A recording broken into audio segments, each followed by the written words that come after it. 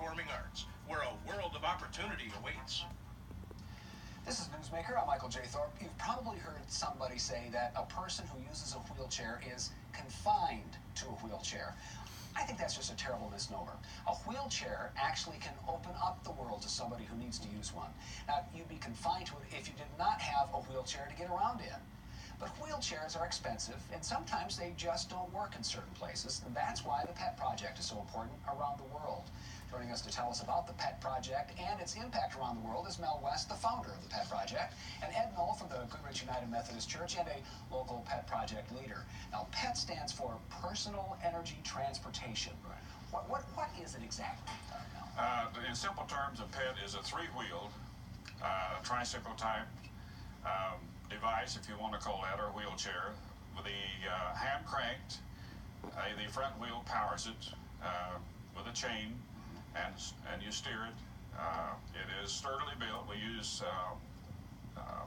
wheelbarrow wheels and tires, solid tires now, so they won't have flats. If you don't have any legs, you don't need a flat.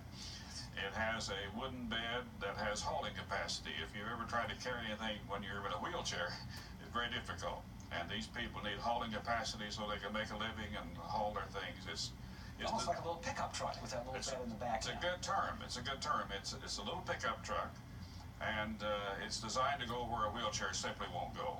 And you were talking about how it's run by handheld, but it's like if you had a bicycle, you'd be pedaling with your legs. But in this case, you're pedaling with your arms because these people don't have legs. Their legs don't work. They don't have them, or they've had polio and they just don't work. Well, Mel, where did the idea for this particular transportation device come from? It's important to know it came out of the mission field. Sometimes we get ideas over here what they need, and that doesn't work too well. But a missionary friend of mine in Zaire, in the middle of the war over there, met with me. I'd been shipping him things, and he said as we parted, he said, Mel, we need a hand crank tricycle, sturdily built wheelchair with hauling capacity for our people who lost their legs to landmines and polio and war amputations and a whole host of other things. So I came home, went to work, and developed one, sent it over, and I said, put it in the worst place you can, so we sent 4. And in a few months, he wrote back and said, it works, let's go with it. So it was kind of his idea. He just kind of had an idea of what it was he needed, something that they could hand crank and get around because they were unable to use their legs. Right. He told me the need, and we took it. And you went home and designed it. In my garage. Bill Gates and I have something in common. We started in our garage. There you go. After that, there's probably not a whole lot, but you started right out there in the garage. How long have you been distributing them out? Actually, in any quantity, about 6 years. Okay, so this is a fairly new project. Fairly new. And what you said Zaire, but where else do they go? They go to 60 countries around the world, which is rather amazing.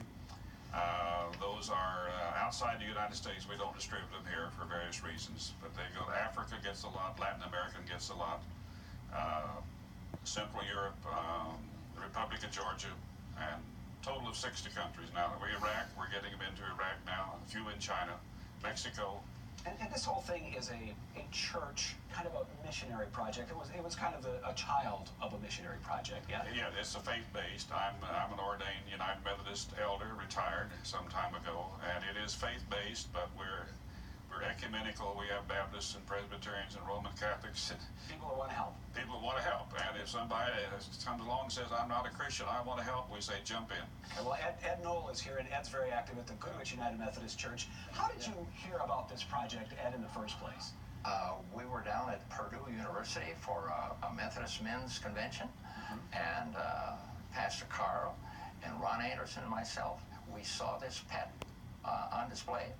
And I think it was Mel was there, and we just took on to it. It was the best mission project we had ever seen.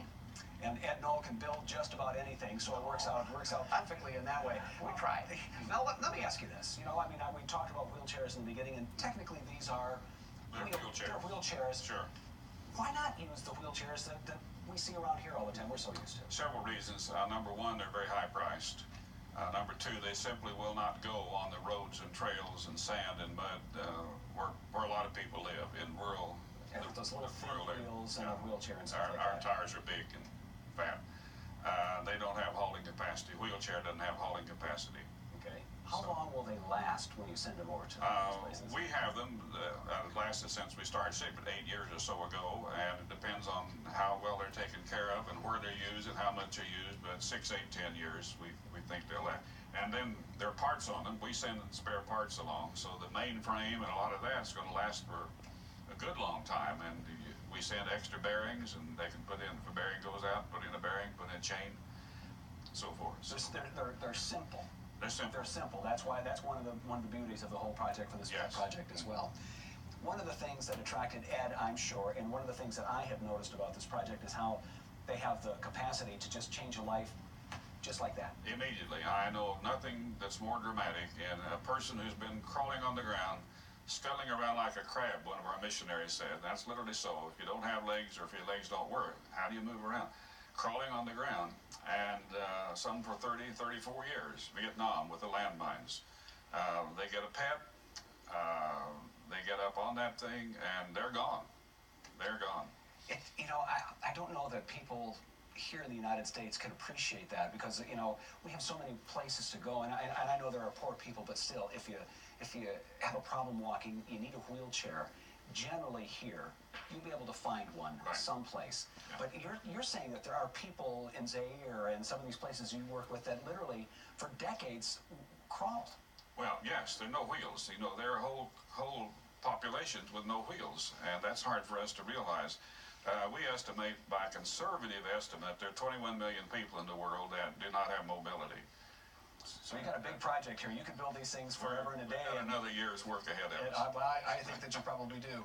And you've made them a project at the Goodrich United Methodist Church. How many of the men over there help you out? And what is it that you are doing locally at the church? Well, in our shop and in our pole building, we gather the materials, wooden materials, and at my 80th birthday is when we started this thing really rolling.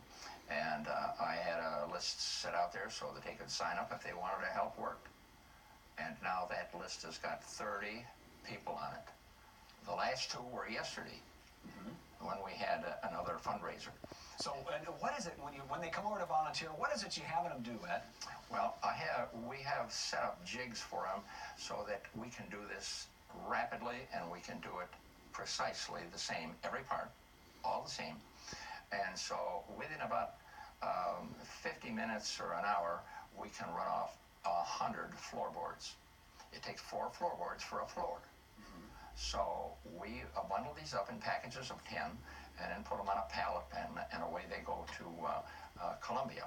Where Mel West is waiting for them in his garage, and then and Ed is sending you these parts.